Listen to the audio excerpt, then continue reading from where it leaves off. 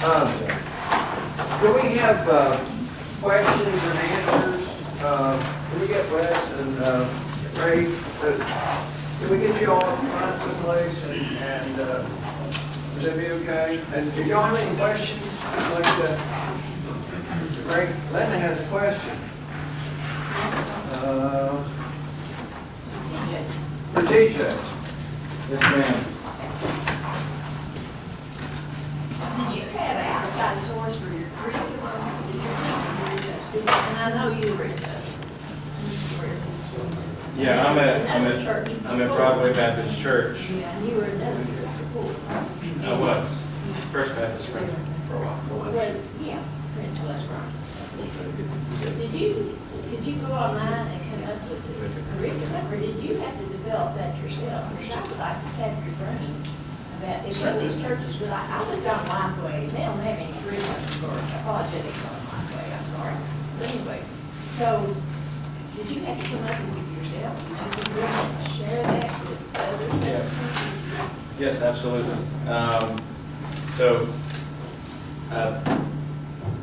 My degree's in doctoral education. It's a doctorate in educational ministry, and my emphasis is in apologetics. So with all of that, I would not write my own curriculum. And so I've struggled with that same dilemma of finding good quality, high-tiered curriculum, especially when I started doing college ministry. I didn't want anything weak or watered down or too simple. I wanted something engaging, something that prepares them for actual questions that they're going to encounter and not just the hypothetical things that they never encounter. So my education was to prepare me to do that, and I am very willing to share my curriculum with others. So yeah, I can't really tell you a good place for good, ready-made curriculum that's accessible and free, or there's some things. There are some good studies out there. I'm not saying there's not, but at least for apologetics, it's few and far between. And I'll get your email after. I'll email it to you. Yeah. Yeah, I'll make it into the sheet someplace with the email address.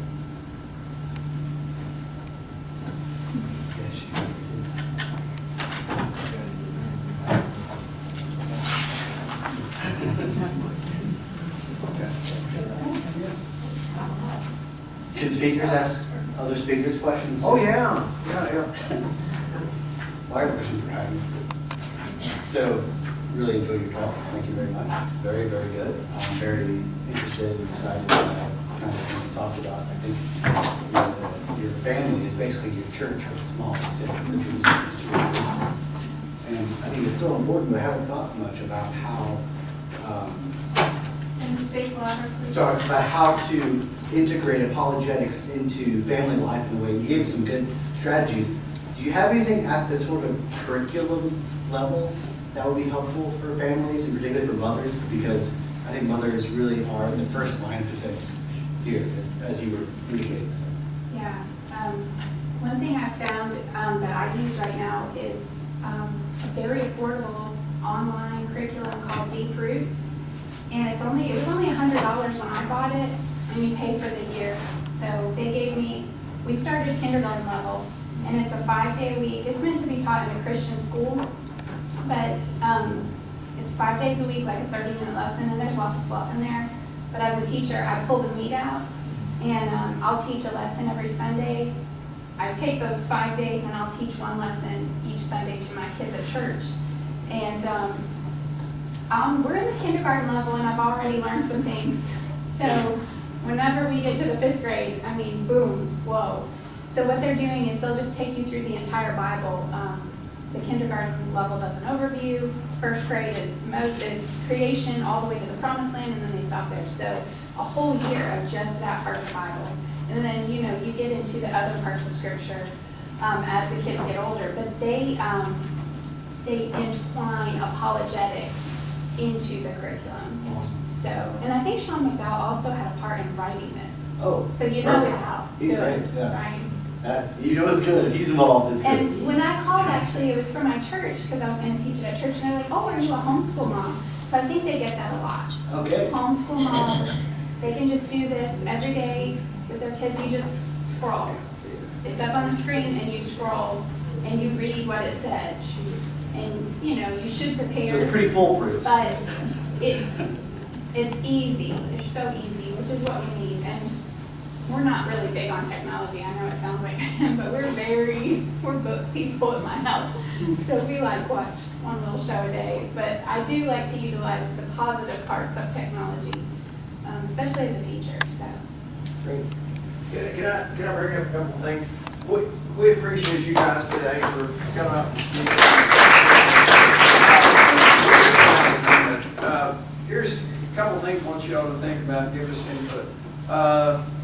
If you liked what you heard today, would you give us, we're on Facebook, would you just get on that comment button and send us a message about what you want to hear in the future, what you'd like for us to talk about, some ideas. We've been kicking around, how about we do apologetics bowls at churches? We used to do Bible bowls. Let's do apologetics bowls. Let's train the kids in a basic apologetics, get them interacting, competing with their short swords, and let's train them in apologetics on the church level. Then we have regional meets, and then we do state meets, and national meets, National Apologetics Conference. Think about that. Tell us what you think.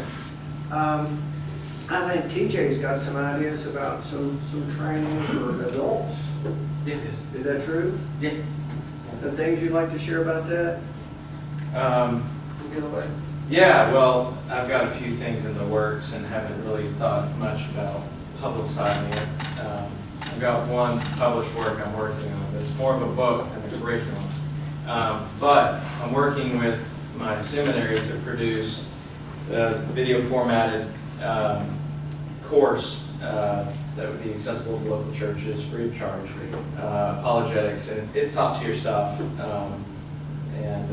So that's something in the works right now, just looking for a little bit of funding and a little bit of collaboration with other people.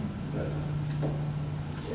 And the other thing I was wanting to say, let's work with other area. I think John and Sharon are from Huntington area, West Virginia. And they've got a project they're working on March, what is it, 1920? You've got a meeting in your church up in West Virginia, March 19th? Yeah, it's part of an ongoing thing. We're working with Lee Strobel and Mark Milberg. And We so, work with them for Room for Doubt. so they've come down to visit with us and invited us to go up and visit with them at their meeting in 1920. But go ahead. If you're wanting material, and there's a lot of stuff out there now on the computer, but if you're wanting some materials on dealing with child, we're involved in two groups actually that we're merging in one. One is called Room for Doubt. They have a website. They're from Lincoln Christian University. Dr. Knopp, Rich Knopp, is heads up to it, and he has a website there where kids can come to on any issue regarding apologetics to get answers and that kind of thing. And we also, and back when I first got involved in apologetics, was to develop Room for Doubt for, and we're talking about maybe 20 years ago or whatever. We've got a problem, okay? We're losing our kids. What do we do? How do we combat it? And the first thing that had to happen is we had to introduce apologetics into churches because it wasn't being taught. And so we had Lee Strobel and Mark Middleburg to create a 6-week sermon series that you could preach at your church on 6 different apologetics issues.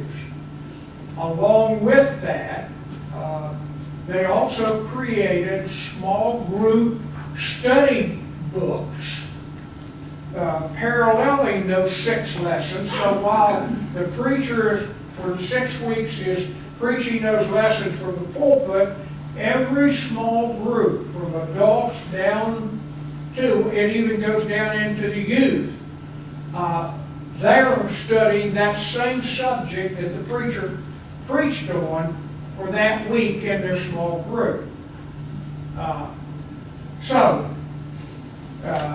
That went on there for a while, and that was good, but then, what next? Okay, you can't just do this 6 weeks and then throw the book away and say, okay, we fixed the problem. So now, Lee Strobel and Martin Middleburg has, it's called Lee Strobel Ministries now. They have started a program where their goal is to educate 100,000 new church leaders. They're saying that the church leadership we have now, though they're godly men and whatever, they're not equipped. They don't know how to fix the problem on the youth walking away, which involves apologetics and those kind of things. So they have over 90 courses,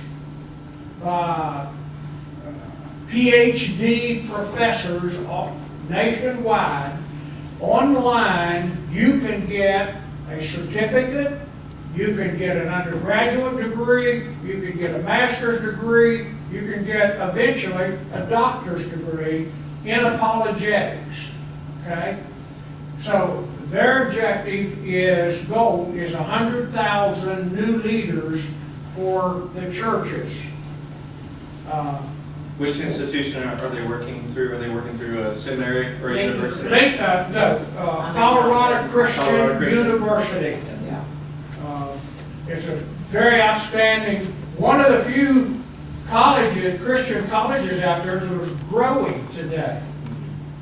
In fact, Lincoln, the one that we have been working with, has told us that Room for Doubt this will be their last year being involved in it because they're having to downsize.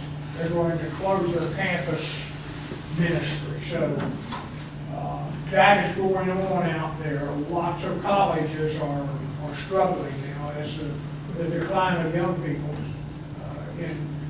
so Christian colleges are in trouble. But Colorado Christian University, and we will be picking Room for Doubt up and moving it to the Lee Strobel Ministries. And so there is some stuff that can help you with. Sharon and I will be actively involved with Lee Strobel Ministries.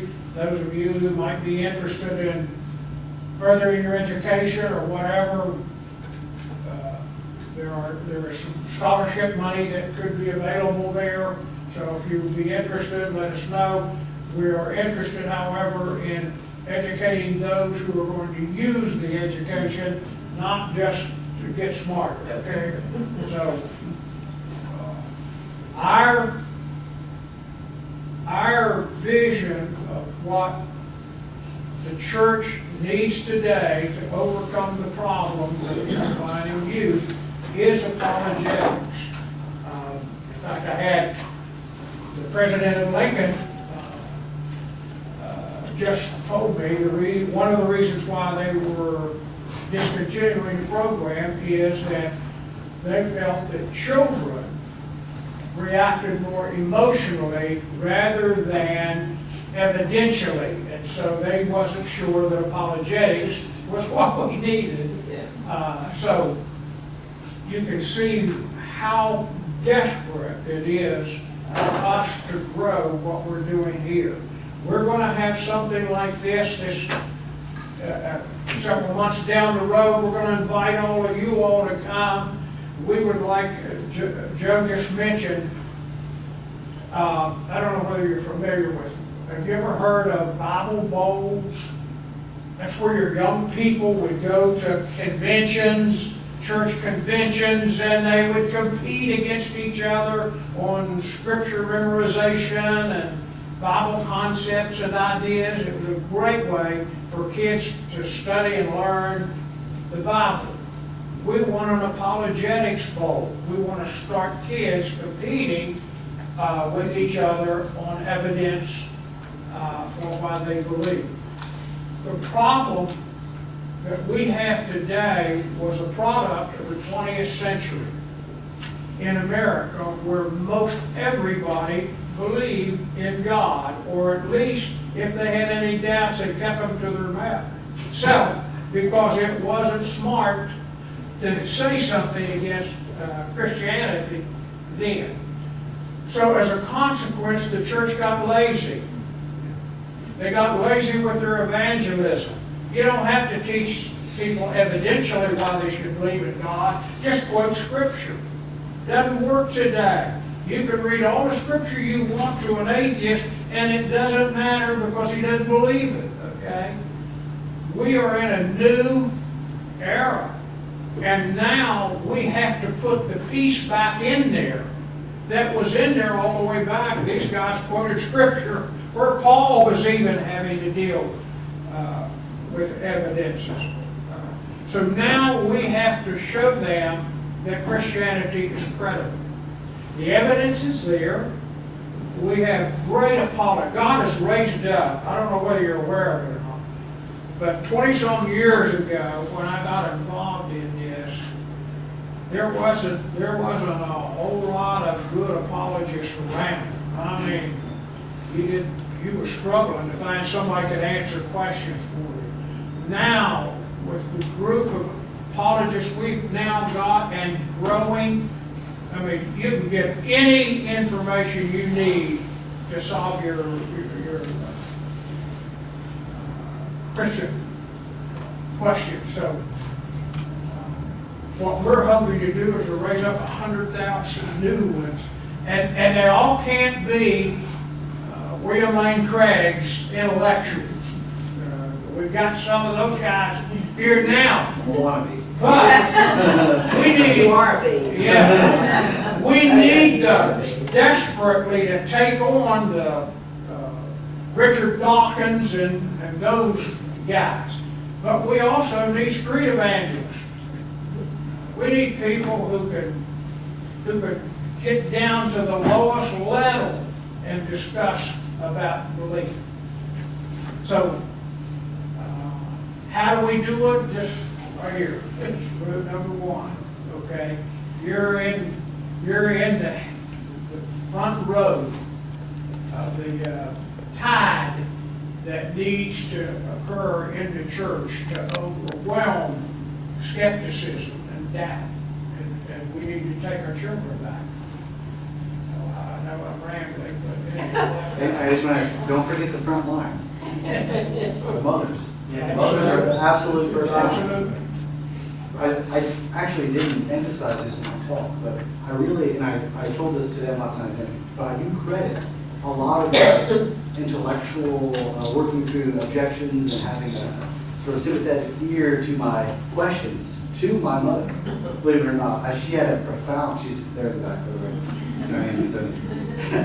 she had a profound impact on me, and I honestly don't know. I had a very stable disposition to where I already knew when I encountered objections that there were solid answers, and that I did not need to throw out the baby with the bathwater. So having that stable disposition was really cultivated through my mother. So you cannot forget the crucial role of the family.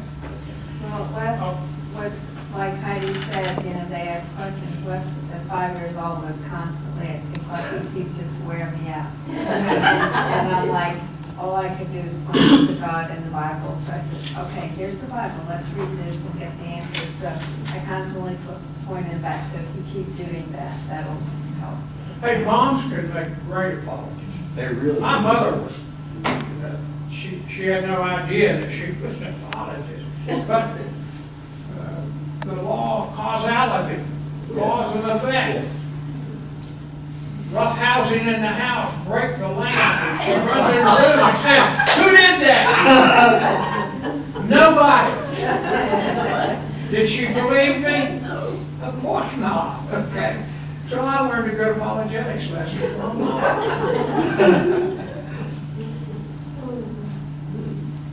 I just started reading, it's gonna be good. Is Atheism Dead by Eric Metaxas. And there's so much strong scientific information and proof that the Bible is telling the truth, that these atheists, we don't have a leg to stand on. As long as we know our stuff, we can throw it back at them. It's true. Thank y'all for coming today. This has been good.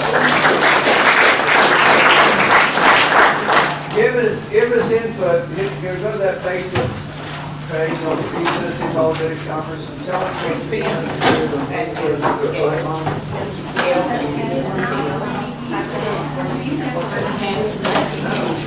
Well,